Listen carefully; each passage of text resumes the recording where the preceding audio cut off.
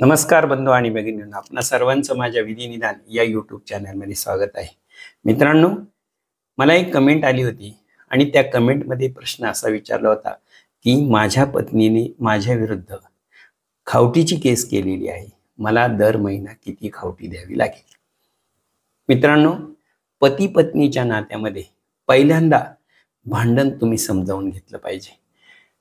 भांडण ज्यावेळेस पती पत्नीमध्ये सुरू होतं त्याला काहीतरी एक कारण असतं आणि ते कारण वाढत वाढत जातं आणि त्या भांडणाचा शेवटचा परिणाम काय असतो तर पत्नी पतीचं घर सोडते आणि ते दोघं विभक्त राहायला सुरुवात करतात. जोपर्यंत ते दोघं एकत्र राहतात तोपर्यंत ते भांडण मिटवण्याचा प्रयत्न मध्यस्थ, नातेवाईक, वडीलधारी मंडळी सर्वजण करतात. आणि सर्वजण कशासाठी प्रयत्न करतात तर त्यांचा संसार सुखाचा व्हावा म्हणून, त्यांनी गुन्हा गोविंदानं नांदावं म्हणून.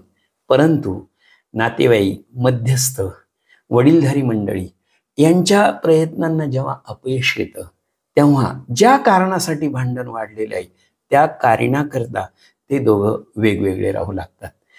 जेव्हा पत्नी पतीचं घर सोडते तेव्हा ती दोन परिस्थितीमध्ये सोडते. एक तर तिला घरातून हुसकावून दिलं जातं किंवा इतका त्रास दिला जातो की त्या त्रासाला कंटाळून तिला घर सोडावं लागतं. घर सोडल्यानंतर ती माहेरी जाते आणि माहेरी गेल्यानंतर दुसरा पर्याय जो पती पत्नीच्या भांडणामध्ये तो म्हणजे न्यायालयीन भांडण सुरू होतं. नीट लक्षात घ्या, पती पत्नीच्या भांडणामध्ये दोनच पर्याय. पहिला पर्याय आहे नांदविण्यासाठी. कारण लग्न कशासाठी केलेलं आहे तुम्ही? फारकतीसाठी नाही केलेलं. लग्न हे नांदण्यासाठी केलेलं आहे, पुढील आयुष्य सुखमय करण्यासाठी केलेलं आहे, वैवाहिक जीवन आनंदी जगण्यासाठी केलेलं आहे. परंतु त्यामध्ये जर काही विघ्न निर्माण झालं, काही कारण निर्माण झालं तर तुमच्यामध्ये वाद होतात आणि वादाचं पर्यावसन काय होतं तर तुमच्यामध्ये विभक्त राहू लागतात तुम्ही दोघं. मुद्दा मला हा सांगायचा आहे की नवरा बायकोच्या वादामध्ये दोनच गोष्टी असतात. एक तर नांदणं असतं आणि दुसरी गोष्ट फारकत असते. जोपर्यंत ते दोघं विभक्त राहत नाही, एकमेकाचा त्याग करत नाही, तोपर्यंत त्यांच्या संसारासाठी किंवा त्यांना एकत्र आणण्यासाठी किंवा त्यांचा संसार सुखाचा होण्यासाठी अनेक पातळीवर अनेक प्रयत्न केले जातात. परंतु जेव्हा हे प्रयत्न निष्फळ ठरतात आणि ते दोघं स्वतंत्र राहू लागतात तेव्हा मात्र आपण न्यायालयीन कारवाईचा विचार करतो. आता न्यायालयीन कारवाईमध्ये पूर्वी काय होत होतं, ती मुलगी 498 ची फिर्याद द्यायची. 498 ची फिर्याद दिली की सासरकडचे तिचे पोलीस अटक करायचे, कोर्टात यायचा, जामीन होऊन जायचा. परंतु नीट लक्षात ठेवा, 498 चा अर्ज दिला, फिर्याद दिली आणि सासरकडचे जर अटक झाले, ते जेलमध्ये बसले, सर्व त्यांच्या सोयरे धायरे नातेवाईकांमध्ये जामिनासाठी धावपळ सुरू व्हायची. दुसऱ्या दिवशी जामीन व्हायचे, ते जामीन करून बाहेर यायचे. परंतु लक्षात ठेवा, याचा परिणाम असा झाला की जर तुम्ही 498 मध्ये नवरा आणि त्याची सासरची मंडळी म्हणजे नवरा, त्याचे आई वडील, ननंद, काय जे मामा यांना जेलमध्ये ठेवायचे आणि जर एकदा 498 दाखल झाली, ते जेलमध्ये बसले, जामीन करून बाहेर आले की त्या अशा भांडणामध्ये फारकत होणारच असं 90% झालेलं आहे. त्यामुळे 498 ची प्रोसिजर बदललेली, कायदा बदललेला नाही. मला मुद्दा हा सांगायचा आहे की अन्न वस्त्राची जी केस आहे ती पहिली केस केली जाते. नीट लक्षात घ्या, ज्या वेळेस नांदविण्याचे प्रयत्न असफल होतात त्यावेळेस न्यायालयीन भांडण सुरू होतं आणि वास्तव आहे हे न्यायालयीन भांडण हे फक्त पैशासाठी असतं. मी फार धाडसानं बोलतोय. हे अन्न वस्त्र तुम्हाला दर महिन्याला किती द्यायचं याच्यावर न्यायाधीश महोदय निकाल देतात, आपले ज्युडिशियल माइंड अप्लाय करतात, पण शेवटी काय ऑर्डर पैशातच होते.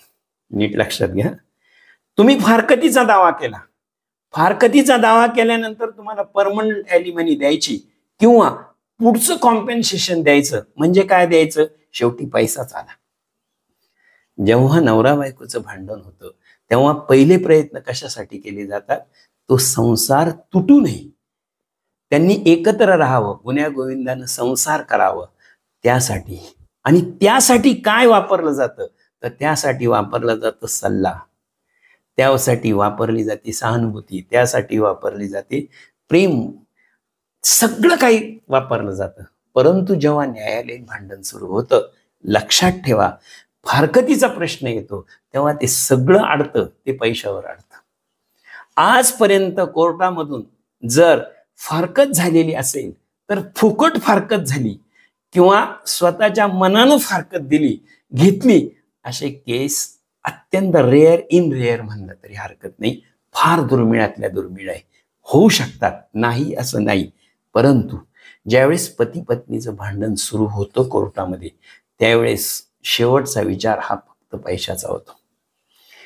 मुलगी सांगते, मुलीचे वडील सांगतात, आम्ही लग्नात इतका खर्च केला, आमचं इतका खर्च झालेला आहे. तिकडनंही सांगितलं जातं आमचा इतका खर्च झाला आणि आमचा इतका खर्च झालेला आहे. दोघंही एकमेकाला खर्च सांगतात. कळीचा मुद्दा असतो दागिने. दागिन्याचा मुद्दा असा असतो, सासरकडचे सांगतात ही घेऊन गेलेली आहे आणि हिच्या माहेरकडचे सांगतात का सगळे दागिने काढून घेतले, मुलीला हुसकावून दिलेले. अत्यंत कळीचा मुद्दा आहे. मला मुद्दा हा सांगायचा आहे, जर तुमच्या विरुद्ध केस दाखल झालेली अन्न वस्त्राची, तर तुम्ही प्रश्न असा विचारलेला आहे की मला किती अन्न वस्त्र द्यावे लागेल, तर बघा, माननीय सर्वोच्च न्यायालयाचं एक निकालपत्र आहे आणि त्या निकालपत्राची तारीख आहे 30 मार्च 2017. पार्टीचं जे नाव आहे, म्हणजे ज्यांच्यामध्ये ते चालली केस, ती मनीष जैन विरुद्ध आकांक्षा जैन, आणि न्यायाधीश महोदय होते ते माननीय न्यायाधीश भानुमती आणि माननीय न्यायाधीश कुरियन जोसेफ यांच्या पुढे चाललेला तो खटला आहे. आणि त्याच्यामध्ये जे मेहरबान कोर्टाने निष्कर्ष नोंदवलेले ते असे आहेत की जर पती पत्नी भांडत असेल आणि पतीची जी संपत्ती आहे, जितकी संपत्ती तो मालकी हक्कात आहे, त्याची जी आर्थिक परिस्थिती आहे, त्या आर्थिक परिस्थितीप्रमाणे त्याचं जे राहणीमान आहे, नीट लक्षात घ्या, त्याची जी सांपत्तिक स्थिती आहे, त्याची जी सामाजिक स्थिती आहे आणि त्याची जी कौटुंबिक स्थिती आहे, त्या स्थितीप्रमाणे राहण्याचा अधिकार पत्नीला आहे. म्हणजे थोडक्यात काय, तर त्याची कौटुंबिक स्थिती आणि तो ज्याप्रमाणे राहणीमानात राहत असेल त्याच राहणीमानामध्ये राहण्याचा अधिकार कोणाचा आहे? पत्नीचा आहे. म्हणजे थोडक्यात दोघांच्या राहणीमानाचा दर्जा हा एक असावा आणि एक असल्यामुळे सामनेवाल्याचं जे राहणीमान आहे त्याला जितका खर्च येतो तितकाच खर्च तिला देण्यात यावा. इथे कोणतीही अमाऊंट फिक्स सांगितलेली नाही, एक लक्षात घ्या. म्हणजे थोडक्यात काय सांगायचंय मेहरबान न्यायालयाला की तुम्ही लग्न केलंय त्यावेळेस तुमची जी सांपत्तिक स्थिती होती, तुमची जी सामाजिक स्थिती होती आणि तुमची जी कौटुंबिक स्थिती होती, 3 स्तरावर तुम्ही समाजामध्ये एक कुटुंबाला मान असतो, त्याची आर्थिक क्षमता असते, सामाजिक स्थिती असते आणि कौटुंबिक स्थिती असते.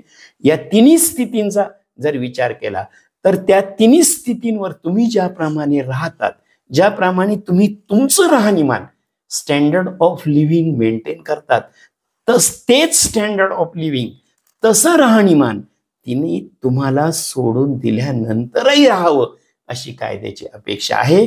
आणि तिला ते राहणीमान किंवा ते तशा प्रकारचं जीवन, तशा प्रकारची जीवनशैली जगण्यासाठी जितका खर्च येईल तितका तुम्ही द्यावा.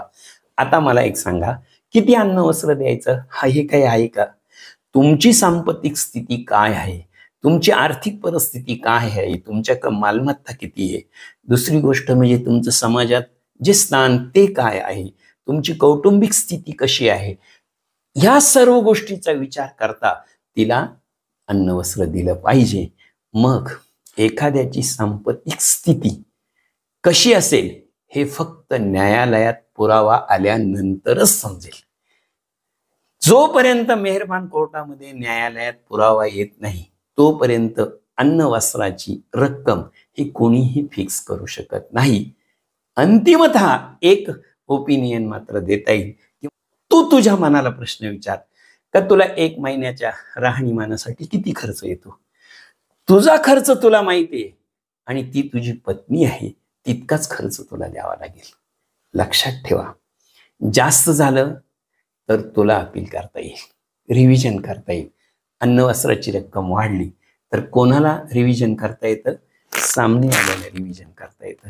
आणि कमी पडली तर त्या हुकुमावर अर्जदाराला रिव्हिजन करता येतं. दोघांनाही पर्याय खुले आहेत.